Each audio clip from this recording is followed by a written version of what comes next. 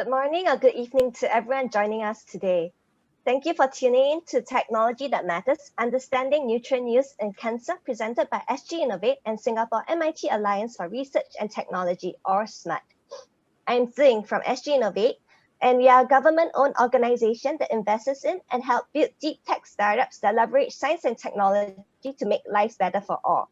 A big part of our work is to build a global community of leaders and doers who are driving deep tech innovations such as AI, cybersecurity, medtech, quantum tech in our economy and society. Today, we are very excited to have Associate Professor Matthew Vander Heiden, Director of the Koch Institute for Integrative Cancer Research at MIT, here to share about the metabolism of cancer cells and how this influences therapy. We would like this to be an interactive session, so if you have any questions during his presentation, do post them in the Q&A box at the bottom of your screen, and our moderator for today, Dr. Howard Califano, the Director of the Smart Innovation Center, will take note of them at the end of the session, at the end of Professor Vander Heiden's presentation. Do use the chat box to connect with our wider community, and without further ado, let me pass the time now to Howard to start off the session. Howard, please. Thank you very much. The Technology That Matters series enables us to have conversations with thought leaders from MIT. The SMART, the Singapore MIT Alliance for Research and Technology, is the largest research presence here in Singapore, run by MIT. We are honored to partner with SGInnovate to bring this series to researchers, government officials, students, investors here in Singapore.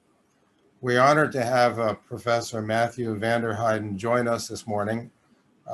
After his talk, we will have a short fireside chat, and you, our audience, can send in your questions, and we'll use that to guide our discussion.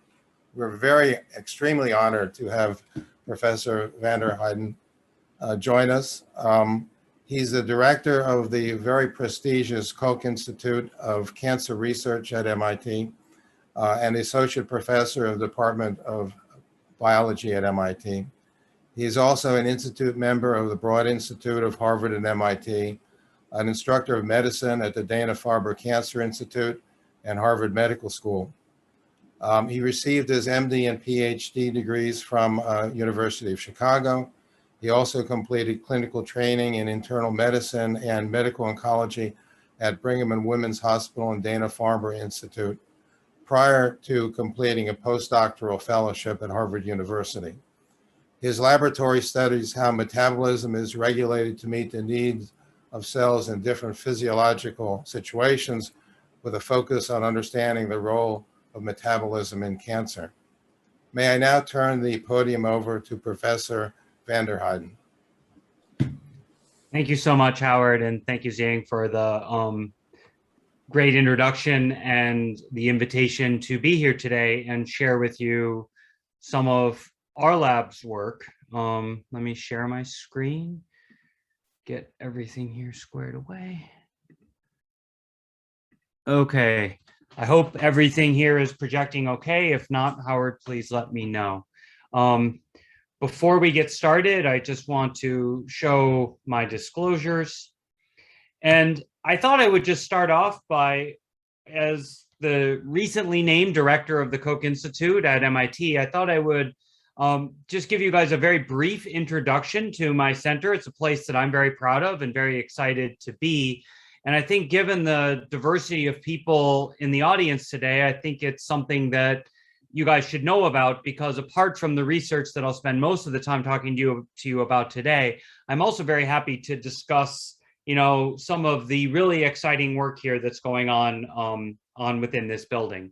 Now, for those who are not familiar with the Koch Institute, we are a cancer center found on the MIT campus. We're a recognized cancer center by the US National Cancer Institute. And we're really the home for cancer research within the MIT Cambridge campus. Now, what really makes our institute different is we really try to bring together a unique ecosystem where we co-house what would be traditionally called engineers and basic scientists within this one building. And the notion is that these are just people who are all coming together to solve the problem that is cancer. And hopefully we can fulfill our mission to really generate new insights that allow better tools, technologies that allow us to better detect, monitor, and treat cancer. Now, I have to say, when I joined MIT now more than 10 years ago and decided to come to the Koch Institute, as someone who is a trained oncologist, I still see cancer patients. Many of my colleagues in more traditional environments, medical school environments, came up to me and like, why on earth would you want to go to the center at MIT? There's no patients there. And I actually was so excited to come here because this is a place that really tries to do something different. We really try to take novel approaches, different expertise, bring it together. And there's some of the best people in the world working in our building. And I think it's been an amazing experience for me to be housed in this building, to be someone who I think has a decent understanding of cancer medicine and be surrounded by some of the smartest people in the world who can think of novel ways that we might meet some of these goals. Now, what makes us special is, of course, the people who work in the building. We have a number of fantastic faculty. Pictures of them are shown here. I think you know my colleague Zhenzu Chen, at least some of you. Perhaps some of you know Ramses Issacharan. I think between the two of them, both of them have had relationships with SMART. Zhenzu, I believe, still has at least some research operation in Singapore. And I and many of my colleagues are certainly interested in building better ties to things going on where you are. And again, this is something I'm happy to talk about at the end.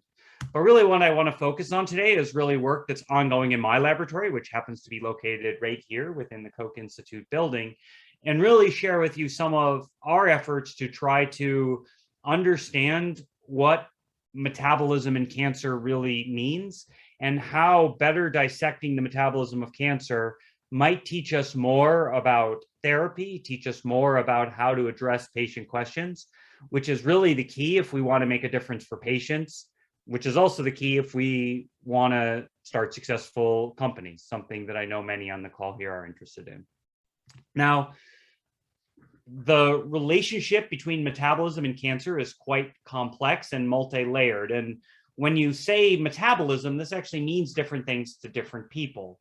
Now, in my view, what metabolism is it's the process by which we take up nutrients from our environment and we use those nutrients in order to fuel the energetics of how our cells, organs, and organisms are able to function.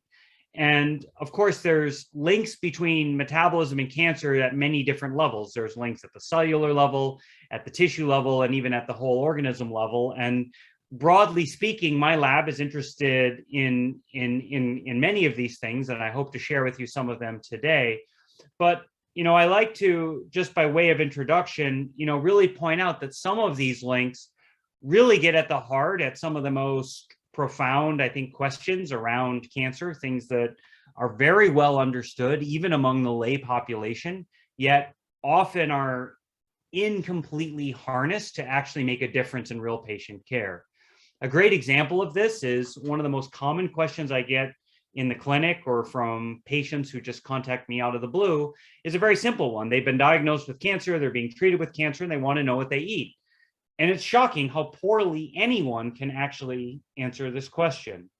There's deep links known between things like obesity and better controlling weight and how that contributes to the risk of cancer, how this can contribute to cancer outcomes. But we really don't understand these links at all. And we're left with advice like, oh, it's better off if we maintain a healthy weight, which is certainly true for many aspects of our health, but is often a challenge for many people to actually accomplish.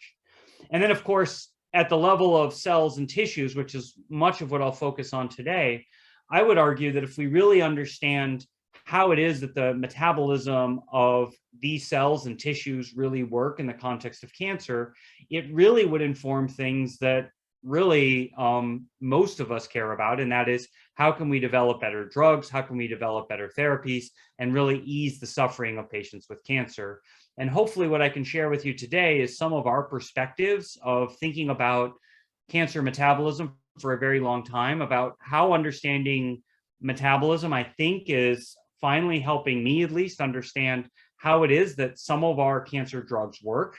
And at the very end, I'll share with you some recent work we've been doing that might give us a framework to think about how some things around diet might be leveraged, both to answer the question I posed earlier about patients wanting to know what they should eat, but also perhaps we are leaving good adjuvants to our therapies on the table if we could better think about how we can connect diet to cancer therapy, something patients and increasingly industry is very interested in, but largely is a hugely underexploited area in terms of clinical trials and drug development. Now, I want to just start this off and point out something that I think most of you are aware of, and that is that metabolism is altered in cancer. And I like to point out that this is true, and we know it's true in real patients because this test right here, an FDG PET scan, works. Now, I'm sure most of you know what an FDG PET scan is. It's basically a clinical test that's largely used to stage cancer patients. Sometimes it's used to help with diagnosis, but largely used for staging and monitoring treatment response. And what it is it's effectively a scan that allows you to measure glucose uptake in tissues. And the way it works is that you have glucose, and one of the hydroxyl groups on glucose is replaced with a positron-emitting fluorine atom, fluorodeoxyglucose. And this molecule can be taken up into cells. It can be phosphorylated and trapped, but because that hydroxyl group is missing, it cannot be metabolized further. And so this effectively represents uptake of glucose. And because of the positron-emitting fluorine atom, it can now be read out in a scanner, fused to a CT scan, and you can get an image like this, where basically it shows that these are tissues in this patient's body that take up more glucose than other areas. And the things that light up in anatomical locations that are not things like the heart are telling you that these are tumors. These are tumors that are taking it up, and this is why it's such a great way to monitor cancer. Now, despite this test being widely used and quite effective, we really don't understand what increased glucose uptake means, and almost none of our therapies rely on this very fundamental difference between cancer and normal tissue. Now, when you ask most clinicians, what does this mean? Why do cancers take up more glucose? They say, oh, well, they need more energy to grow. And often it's referred to in the context of this very old observation, an observation made by this gentleman out of Warburg now almost 100 years ago, who really discovered that the glucose metabolism of tumors is somewhat different than most normal tissues. Now, the experiments and discoveries of Warburg are often misunderstood, but effectively what he was doing was looking at how much fermentation happens in different mammalian tissues.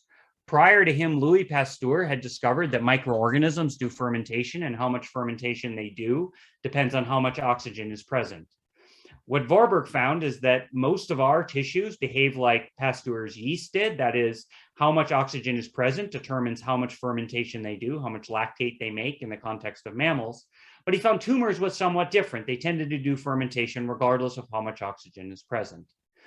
Now, even though this observation was made at a time before ATP was discovered, and certainly we didn't understand glycolysis or oxidative phosphorylation or any of the processes that actually cells use to generate energy, often what you remembered in your biochemistry class is that you get more ATP from doing oxidative versus fermentative metabolism, which for many, when viewed in light of this observation about cancer cells taking up more glucose and needing more energy to grow, created somewhat of a paradox, because it said, well, if cancer cells need more energy, why did they choose this less efficient metabolism, at least in terms of ATP production?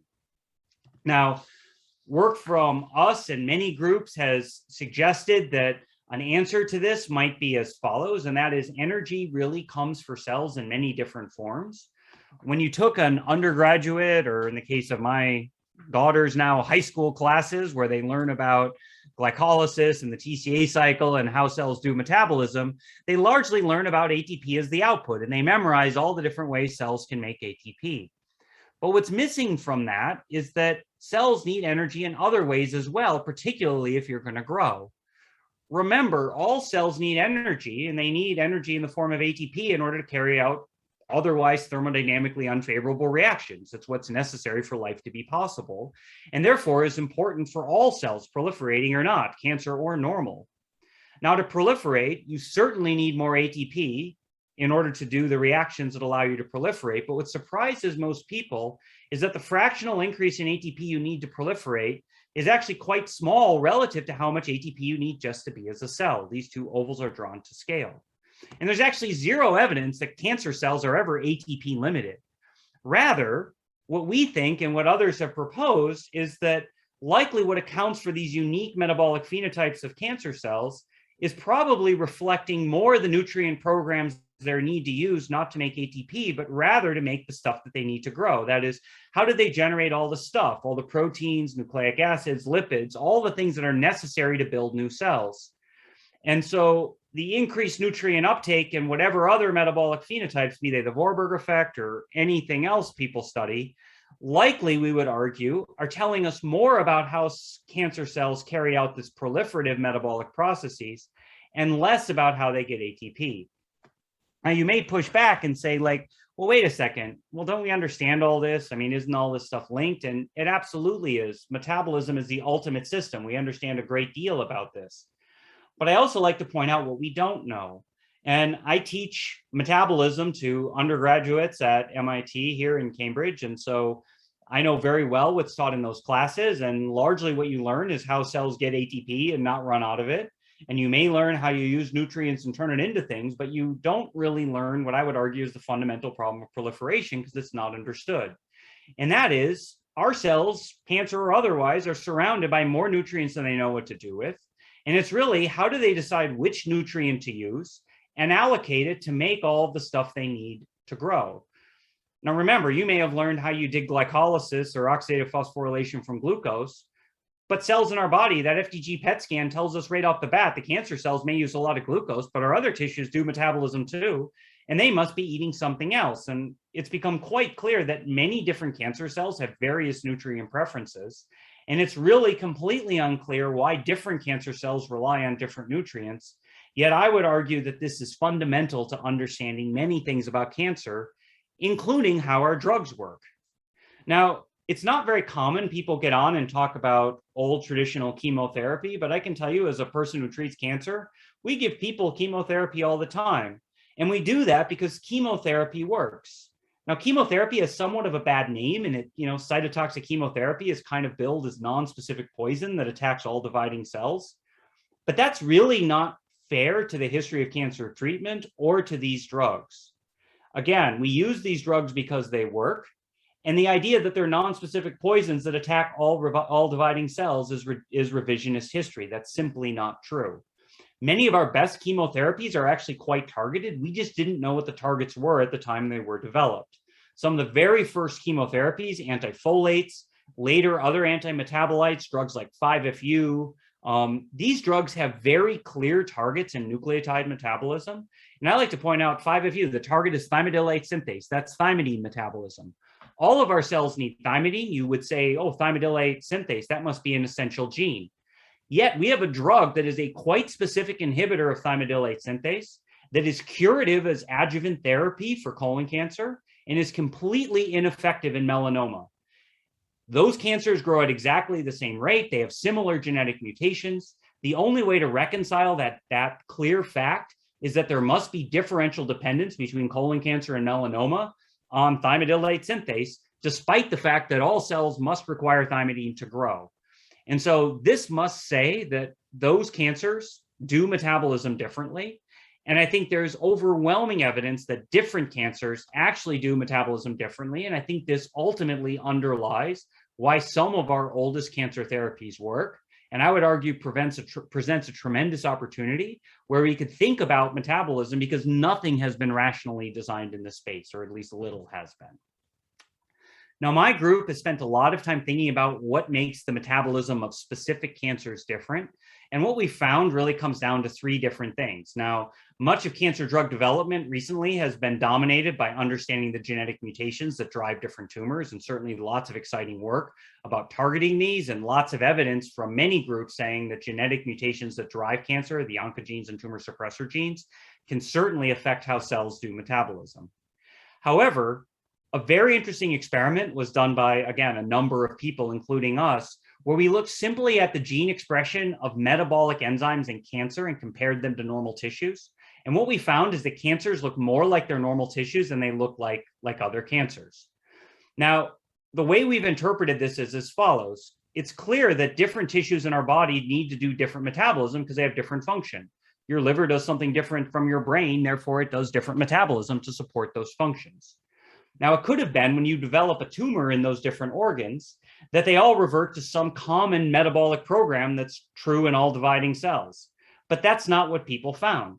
Instead, what we find is evidence that suggests you start with the lineage of where you are, and you, based on the genetic mutations, adapt that metabolic network to now not support the function of the tissue, but rather to support proliferation. Now, this is quite hopeful because it says different cancers will have different unique metabolic networks that are potentially targetable. However, the interest in targeting metabolism cancer has met some roadblocks largely around the notion that, well, metabolism is really flexible, people say. And of course, if you take these metabolic networks and you put them in tissue culture media where absolutely nothing is limiting, it's going to look quite flexible. But the reality is that real tumors are in our bodies in environments where not everything is available. And it's actually, we think, the constraints of the nutrients in the environment crossed with the unique metabolic network of the tumor that's defined by where it comes from and the genetic mutations that ultimately define what are the unique metabolic vulnerabilities of cancer. And I think it's really been looking at that intersection where I think we've been able to make progress to really understand how metabolism might speak to how our therapies work and maybe other phenotypes that matter, such as diet. And so for that reason, my lab has been super interested in trying to understand what is the actual metabolic environment of cancer. And we've done a number of experiments to look at this. And I just want to point out work that was published by a former grad student and postdoc, Mark Sullivan and Alex Muir, who isolated interstitial fluid from different cancers and did quantitative mass spectrometry to ask what are the nutrients that are available in different cancers. And to ask that question, they asked it by varying these different variables. So they held two constant and changed one. So they took cells and planted them in different sites in a mouse and did quantitative mass spec. And this is just principal component analysis showing that the environments in those two sites are different. So what metabolites are available to cells in the tumor are different in each place. They also did an experiment where they took cancers arising in different organs with the same driver mutations, put them in the same site, also found that the environments were different. But the surprise is that if they took cancers that came from the same place, in this case, lung cancer with different genetic mutations, and looked at the overlap, they found that they overlapped quite a bit. Now, this was surprising because often we think of the cancer phenotype being driven by things that are intrinsic to the cancer. But what this experiment told us is that rather than the cancer defining its environment, what might determine what nutrients are available are things outside the cancer. That is the tissue where it is, or cells that get recruited into that tissue based on where it's from. And this really says the cancers may have to adapt to an environment rather than determine their environment. And in some unpublished work we did with Kim Rathnell's lab at Vanderbilt, where we were able to get interstitial fluid from human kidneys and human kidney tumors and compare to what's in the blood, what we found is that the nutrients available in either the normal kidney or the tumor are quite different from what's in blood. So again, principal component analysis, what's in blood is here in green, what is in the kidney and what is in the tumor is shown here in purple and pink. And you can see that there is almost perfect overlap between the tumor and the normal tissue, which really, I think, fits a picture that we're seeing that each of the tissues in our body has unique nutrient environments, and it's really cancer that has to adapt to those environments in order to grow. And we think it's ultimately those constraints that end up being critical if we want to understand the metabolism of individual tumors. Now, this has profound implications for lots of things, and one of the things it really has implications for is metastasis. Now, it's been known forever that cancers tend to metastasize to stereotyped places. There's an old idea originating from Josh Fittler, many others have worked on this now, about the seed versus soil hypothesis. Paget had some stuff in this work as well. And the idea is that when cancers grow in different places, that there could be properties of the cancer that allow them to grow in different places, but maybe there's also properties of the soil that allow cells to grow in different places. And it was at least attractive to us that maybe part of the non-anatomic propensity for some cancers to metastasize to stereotyped locations could be driven by the fact that cancers may need to access the unique environment of different tissues in order to grow. That is, maybe it's commonalities between nutrients in different places that determine whether cancers can grow in different locations in the body. So we've been trying to test this for a long time. There's 3 of my postdocs listed here who have worked on this in various ways. And as a postdoc, I have to say this project has been quite frustrating because they've all come to the lab and they've done things like take pancreas cancer and plant it in different places, do all kinds of fancy metabolic phenotype. And what they keep finding over and over again is that the metabolism looks the same no matter where they put these tumors. Now, there's a number of publications out there now that argue, oh, specific things are required to grow in different places. But I like to point out to my postdocs, it's a lot easier to publish a paper to say what's special about the lung than to try to prove that things are the same across different sites.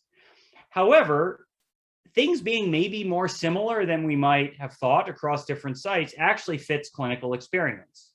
If you have metastatic cancer and I give you a therapy that works, almost certainly you're going to respond at all sites. Now, you may develop site-specific resistance, but there must be something common to the cancer to account for the fact that most of our therapies work agnostic of sites, even though we wish they could work better.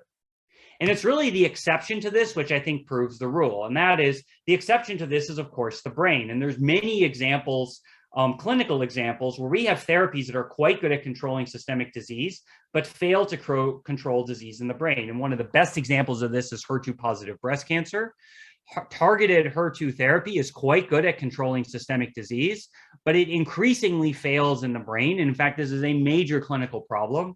And we got interested in this working with Rakesh Jain at one of the Harvard hospitals, Mass General, who, because they had great models to sort of look at brain metastases and evidence that the biology of tumors growing in the brain could matter.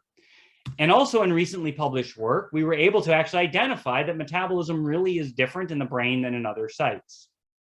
And we got this because 2 students, Alba Luengo and Ahmed Ali, working with a postdoc in Rakesh's lab, Gino Ferraro, did some experiments where they phenotyped cells across these different sites. And without boring you with the details here of how we actually found this, happy to go into it in more detail if people want. But effectively, what they discovered was that fat synthesis was much more prominent in the brain than it was in the other sites, which led them to ask the question, does this actually matter for tumor growth?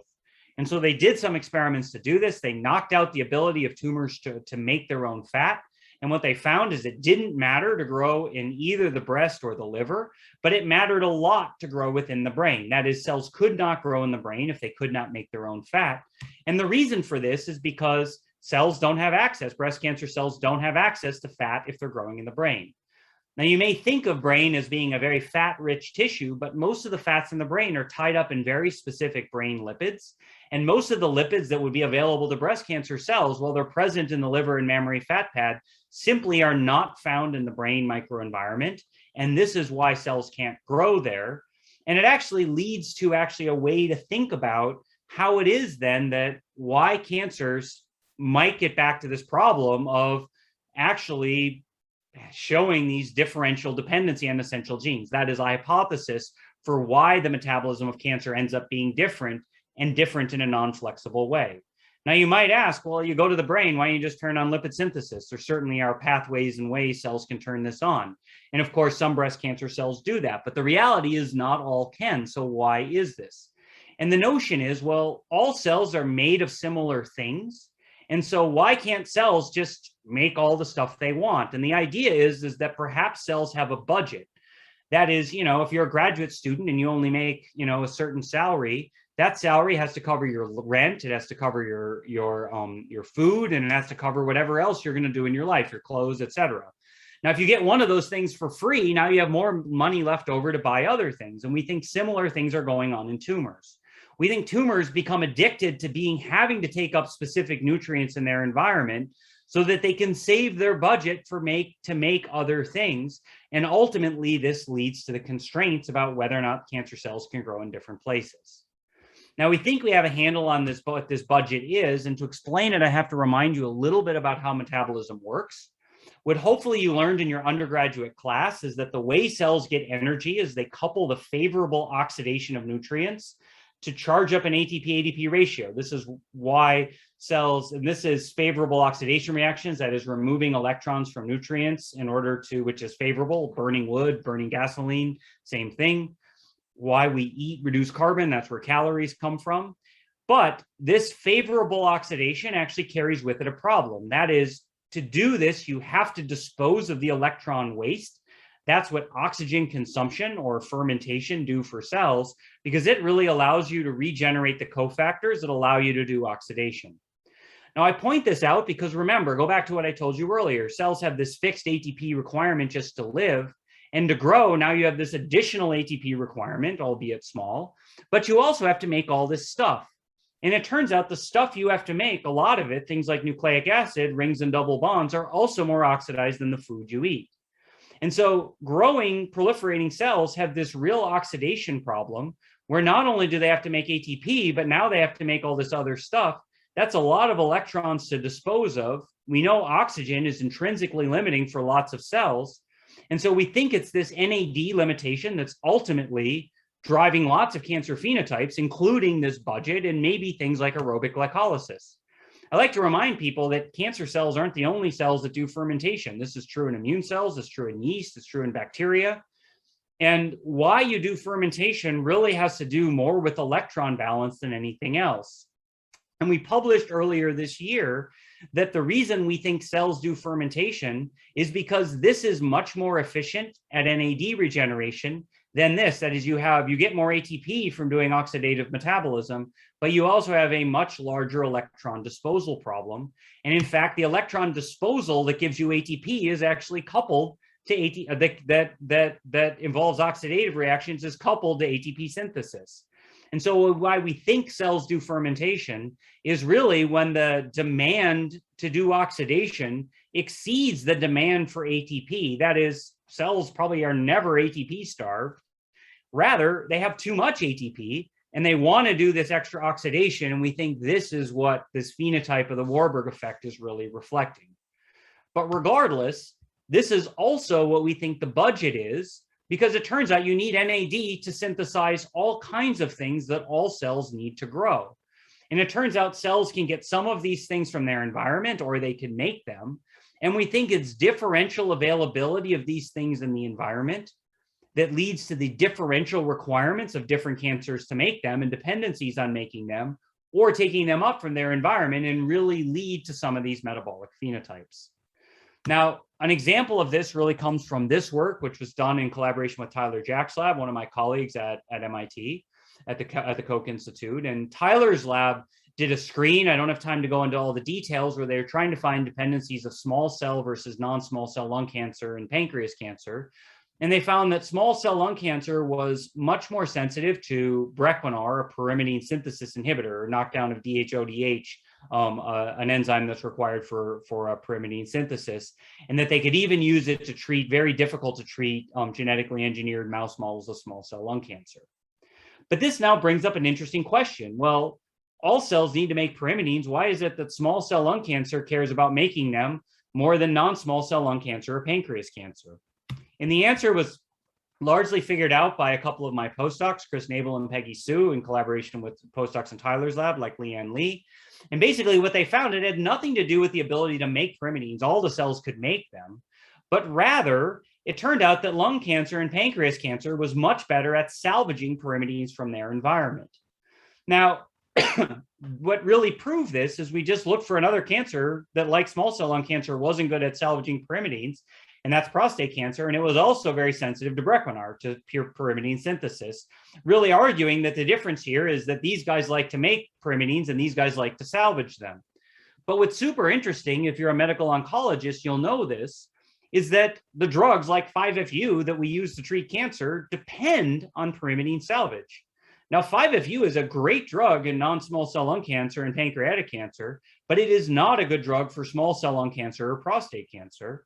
And so we think it's really this differential dependence on pyrimidine salvage that might be deriving why these cells are sensitive to 5-FU, but not sensitive to pyrimidine synthesis inhibitors, where these are the opposite. They're sensitive to pyrimidine synthesis inhibitors, but don't care about 5-FU, which is quite exciting because now this really creates a way to think about how some of our chemotherapies might work.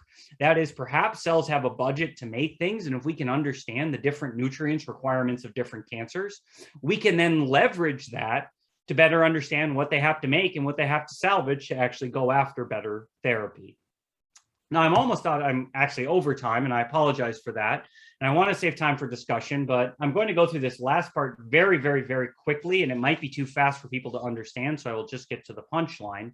But this largely gets to the question that if the environment matters, well, ultimately we are what we eat, and here's an experiment to show that what mice eat defines what's in their tumor environment. And we really got interested in asking, could we use how what we eat affects tumor environment to better understand diet? And a postdoc, Evan Lien, applied this to better understand low glycemic diets. There's a lot of reasons to think that low glycemic diets, patients are very interested in these because the idea that tumors take up so much glucose, although I can tell you, you cannot lower glucose in your body low enough to actually matter for a tumor, so that can't be how they work. Evan set up some systems where he used two very popular low glycemic diet, caloric restriction and ketogenic diet, found that only one affected tumor growth in these models, even though they both had similar effects on blood glucose and insulin, how the diets are thought to work. So that couldn't be the explanation.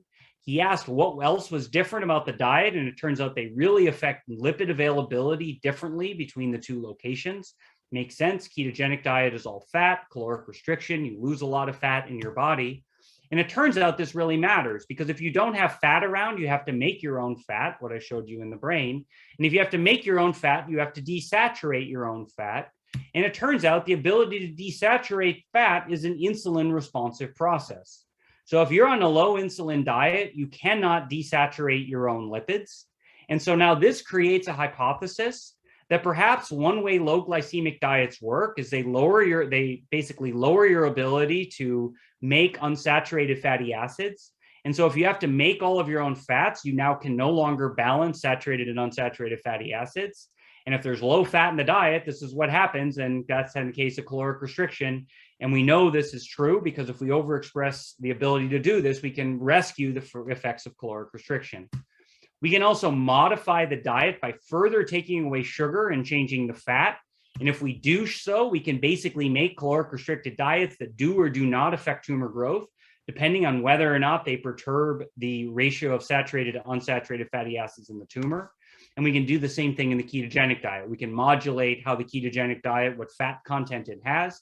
And if it modulates the fat content of the tumor, now we can actually make it work, which really argues that it's the fat content of the diet in the context of the low insulin that is really driving the effect of these cancers. And there's lots of stuff to learn from this because it actually shows that it's really the composition of the diet in the context of how it's being used for how it works. I glossed over this, so I didn't have time to go into it, but I want to point out that different oils were healthy or unhealthy depending on the context of the diet. And it really points out that if we're going to better understand things like diet and cancer, we need to be much more sophisticated in thinking about how they work and get away from some of the simplistic things like, oh, this will just lower glucose. And so I apologize here for going a little over time. I think we still have 20 minutes left for a discussion. I just want to close by thanking the people who did the work, our funding sources, and once again, thank you guys for the opportunity to present. Great. Well, thank you for sharing my screen so I can see the audience or see Howard. Thank you, Matt, for a wonderful presentation. And you know, it's just so interesting that you know, back in 1920s, I guess Warburg was the one who realized there was difference in cancer metabolism, and you know, for a long time, that was it. No one explored it further, and by really asking this big question of what are the fundamental issues in metabolism in cancer cells, you're able to really explore a lot of different potential therapies that could be really amazing. I know in one of your papers you talked about you know how the cancer cell switches from aerobic metabolism where it's producing ATP to fermentation where it produces NAD plus, which is used to build protein-related stuff. How do you think that can be used therapeutically? I mean, can you switch it back to aerobic respiration, or can you inhibit DNA plus production? Yeah, no, that's actually something that we're super excited about. And yes, there's actually been a number of ways that cells you can shift it. And in every single case, it is anti-proliferative. Although I think there is a limit to how much you can get out of just this, because what we think is it's really this balance of ATP and NAD that really determines how fast cells can grow. And I think you can shift them away from being able to grow as fast. But I think in general, all of the things that shift you away from aerobic glycolysis in the end are just going to make you grow slower, which I guess is exciting. You'd rather your tumor is growing slower than faster. But all the industry people here know that, the real drugs we want to develop are the ones that kill cancer cells. And so I think that alone is probably not going to be cytotoxic, but it doesn't mean that we can't leverage that, because I think oftentimes if we can starve cells of nucleotides, that creates other problems that can then lead to cytotoxicity, like you alluded to, maybe DNA damage or things like that, and maybe make some of our other drugs work better. Interesting. I see a question here from Steve Tucker, who is a treating oncologist here in Singapore, who does recommend ketogenic diets for his patients. And I was wondering, he wondered if you could comment on the glutamine metabolism. Yeah, sure. I'd be happy to. So glutamine metabolism is interesting. I kind of I have a bit of a reputation. There's a beautiful glutaminase inhibitor that was developed by a company called Califano. It's actually quite a good drug. It's very well tolerated. It's been in clinical trials for a while. And I think I have a little bit of a bad reputation is maybe the wrong thing. I have to say, I've kind of gotten a reputation of being the one who says glutamine metabolism doesn't occur in vivo. And I've never actually said that, but we did some work a while ago where we found that how much cells depend on glutamine really depends on the context where they grow. And we actually were able to dissect what were the environmental and genetic factors that really drive this. And we think what drives glutamine metabolism is really a high cystine environment, which exists in how we do our tissue culture media, which is why it always scores in so many metabolic studies in vitro. But cystine, it turns out, is not that high in vivo. Now, Califano is now studying this exact question, as are other people, but it turns out if you can find the right high cystine environments, the kidney maybe being one of them. It's one of the places that drug has at least looked okay in clinical trials, although I'm not sure they're moving forward. Does seem to be a high cystine environment. I alluded in my talk that we've looked at kidney cancer. We know cystine is high in the kidney microenvironment. And we also know that certain genetic mutations can drive the same processes that require cystine uptake and may lead to glutamine dependency. And I think some of those trials are ongoing now. And so, glutaminase is a great example. It's a great drug, but if you give it to all-comer people without a hypothesis for where it's going to work or based only on in vitro studies, I think that's where you're going to be misled. I think you need to understand the context in which glutamine metabolism becomes important. And then I think if we can select the right patients, now we have a drug that's very tolerable and probably has some role in treating patients, but we got to get that second part right. And I think that's the part for all the people who want to start companies out there. You got to get that right. You got to know the right patient in the right context. And that's always the hard part, but you really have to get that right. And I guess I would encourage you guys to pay attention to environmental factors, because especially for things like metabolism, those end up being so important for how the drugs work. I have another question from someone in the audience who is asking if you could comment whether cancer cells convene neighboring healthy cells to feed them. Any data on that? Yeah, so there's work from a number of labs that have looked at that. Tumors are an ecosystem that contain many different cell types. And I think one of the oversimplifications of the work I presented and many in the field has been we kind of think of cancer as one thing, but it's really many cell types. And certainly we know both in normal tissues and tumor tissues, those cell types cooperate and interact in all kinds of ways, including metabolically. And there's lots of ideas, but these are actually quite challenging to prove. You can show this in sort of rigged toy systems that, nutrients made by one cell can either be beneficial or antagonistic to another cell, cancer or otherwise. And a great example of this is how metabolism is thought to work in the brain, right? It's thought that the astrocytes take up a lot of glucose and then give lactate or some other waste product to the neurons, and that there's this crosstalk between neurons and astrocytes. That's well described in brain metabolism. And it's also been described in some tumor metabolism, although the details in proving those things are actually quite challenging. But without question, there are examples out there, I think, but those examples have not been leveraged really in a therapeutic context, I think, because of the challenges of really trying to understand those ecosystems. But, hard questions are sometimes the best ones to really innovate around. Right. I have another question from Steve Tucker again. Any comments on fasting protocols before, during, or after chemo? Yeah, so Steve, that's really great question you're asking. And the question of what advice can we give patients about diet is a really hard one. It's one I struggle with all the time, because I'm very hesitant to give patients advice based on any experiments we do in mouse or observations, right? You really want clinical trials. And one of the few places where clinical trials has been done, this is the work of Walter Longo and some of his colleagues that have really had this interesting hypothesis about starvation maybe reducing side effects of chemotherapy. And there's been some trials done, small phase 2 trials, that have said maybe sort of equivocal results. Most recently, there was a slightly larger phase 2 trial in the Netherlands that was negative, meaning it didn't show a benefit, it didn't show harm. And so, in my view, the jury is still out on whether or not fasting is a good idea with chemotherapy or not. I think, for the right patient, particularly in the context of a trial, which is really ideally how it should be done so we can learn from it, I think it could be an interesting thing to try. But of course, fasting is a hard thing to do. You certainly don't want it to limit the therapy you're giving, so all these other things come into play.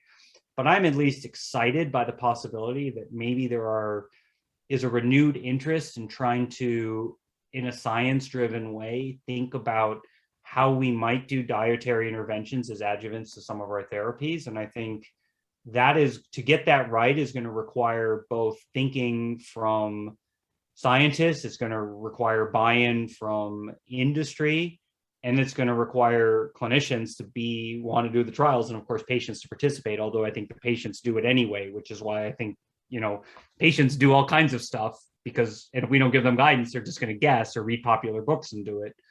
But I think if we could better guide them, and that's why I think there's such an opportunity here to do this, but it's going to require a concerted effort, and it's also going to require us to believe the results of our trials, because sometimes diet can be like religion. You already believe what is true, and you got to be open to the data, right? So, very good. I want to change the questions now a little bit and focus a little bit more on the Koch Institute, which you currently direct, which is a world-renowned institute. I mean, it's known for new ways of thinking about big problems in oncology, of creating conversation across barriers, engineers, scientists, clinicians. It's called the paradigm of the Koch Institute. Scientists and engineers brought together to solve big problems. How does it work so well in the Koch Institute, and what would your advice be to others? How do you encourage this interdisciplinary approach and looking for the big problems to solve? Yeah, I mean, I think finding the big problems is kind of the easy part. I think we all know what the big problems are. We need better drugs. We need better monitoring. Like identifying the big problems is the easy part. I think how to solve them is the hard part, and it's hard for everybody. And I think what has been really a key to our success is trying to bring good people together and then getting out of their way and letting them do cool stuff, right? And that's easier said than done, right? The way most academic places work is we get trapped in our silos. Oh, this is what engineers do. This is how we think. This is what basic scientists do. This is how we think, right? And I think you kind of have to get past all that, and you have to be willing to recognize, yeah, there's cultural differences between how people think, but the great experiment was, well, let's put them in the same building. Let's make them share spaces together. Let's make them talk to each other. And the interesting thing is this, I think the best innovation hasn't come from the faculty. I think the faculty are largely still think the way they were trained to think. Faculty are hard to change their ways. But I think it really has come more from the trainees, right? Because, young people join a lab and they don't really know the difference between an engineer and a scientist, right? They just want to solve a problem, right? And they talk to their buddy down the hall who has a different perspective. And I think they really build the bridges. And I think what is cool about our place is people go in there and people don't think of themselves necessarily as scientists or engineers anymore. They just think of them as interested in solving cancer. And it was a really fun place to be for me when I first went there, because things that were hard for me to think about, like, oh, I really wish I could solve this problem because this would help me answer a scientific question. Well, if I asked my engineering colleagues, they'd be like, oh, well, I could build that. Would this be useful? And that's such a different way to think about things. But it's just so simple as just starting the conversations and then being willing to work on things. So I think the co-housing and being willing just to get out of people's way and let them work on things was a big part of it. And, this is more for any administrators or leadership people who are there, but, a little bit of money to make this possible actually goes a long way, right? This doesn't have to be a huge investment, but, everyone needs to fund their lab. And if you're going to do something different, you need to have a little bit of financial flexibility to do that different thing, because that may not be funded immediately by the traditional source that you're used to funding your lab from. But I think those are the main things I would give as advice if people want to try to do this. Yeah, I've often felt that getting the carbon-based scientists and the silicon-based scientists to talk to each other produces great things, particularly now in the age of AI and all that. It's a huge area that's developing. It's pretty obvious that the Koch Institution, being located in Kendall Square in Boston, is really in the epicenter of the whole biotech industry, really globally. And clearly, as a clinician scientist, you want to see the discoveries get into the lab, and that requires, get into the patient, and that requires commercialization. What's the view of the Koch Institute? How do you handle commercialization? And are you a source of spin-out companies? Yeah. So I think that's another thing that's been really special about the Koch Institute. And, and I just think the culture that we have is really one where, we talk to, sort of the culture of the place is that if we discover something cool, of course we want to do what we can to put it out there. And so company creation is encouraged and actually happens a lot. A lot of the Kendall Square ecosystem was started by my colleagues, people like Bob Langer or Phil Sharp, right? They really started a lot of the companies there. And I think it's, some of it is just that, a willingness to think about, well, this is interesting. Here's the possibilities.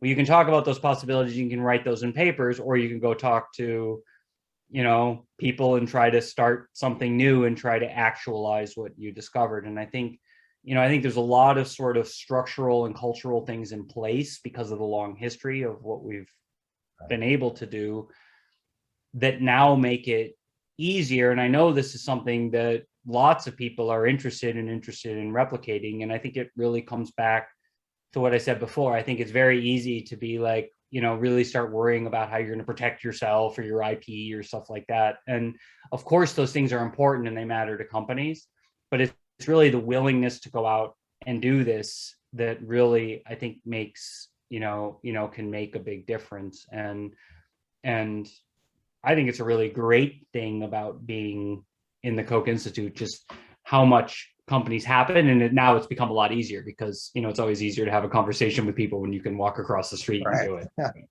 But and I guess a big part of it is really encouraging the postdocs. I know that's really what Bob Langer is known for, is attracting and encouraging postdocs who are interested in spinning off companies. And I understand that's the culture in the Koch Institute as well. I think I was reading that Alba, one of your colleagues, became a flagship pioneer and is working on a company. Yeah, I've had a couple of my students do exactly that. Yeah, one of my first students went and started a couple companies, now is off on his own. He's now his own entrepreneur. He worked for Flagship for a while. Now he does his own thing, started a number of nice biotechs. And Alba, most recently, you pointed out, she went to a really cool startup company that came from, sort of through Flagship, was employee number one at that company, and they're doing quite well. And it's great to see. And I think, part of it is I'm as proud of them, and sort of the old school academia, you kind of count your successes based on who gets academic jobs. And I'm very proud of my people who got academic jobs too, but I'm also quite proud of my people who went out and were able to make a difference in industry. And I think both of those things being valued, I think really matters a lot to trainees. So for senior faculty here in Singapore who may be listening, what advice would you give them to encourage their postdocs to explore being scientists, entrepreneurs? Yeah, I mean, I think it has to come from them, right? I think a lot of it is just talking to them about what they're interested in.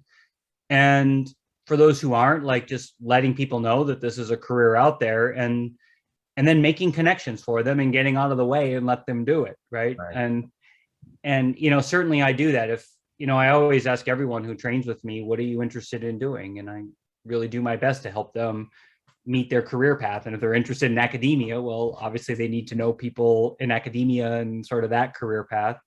But if they're interested in entrepreneurship, well, there's other people I can introduce them to and encourage them to really think about, well, what are they excited about? How can they know this?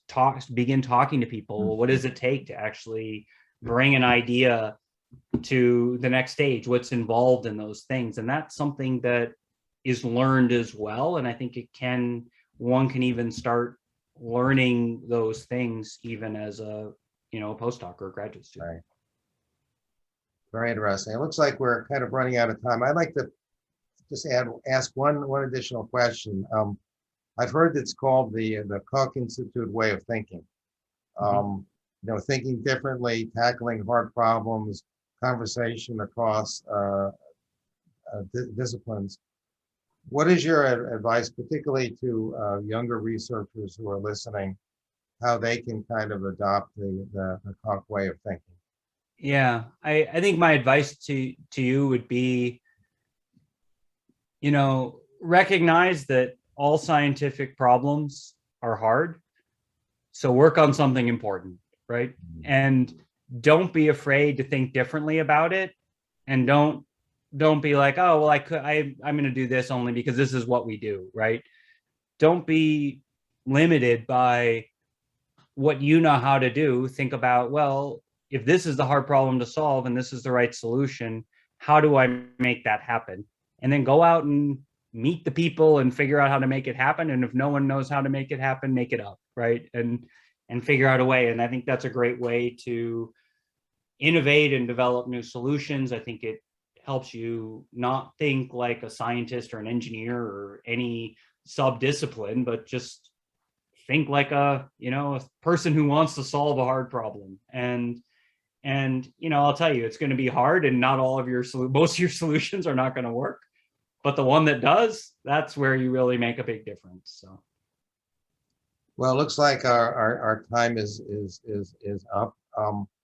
Thank you very much for a wonderful presentation. I think we can see how thinking big in the metabolic pathway area is going to open up new therapies that will be important for patients. And thank you for the enlightening discussions. I think a lot of the younger researchers will find that very, very inspiring.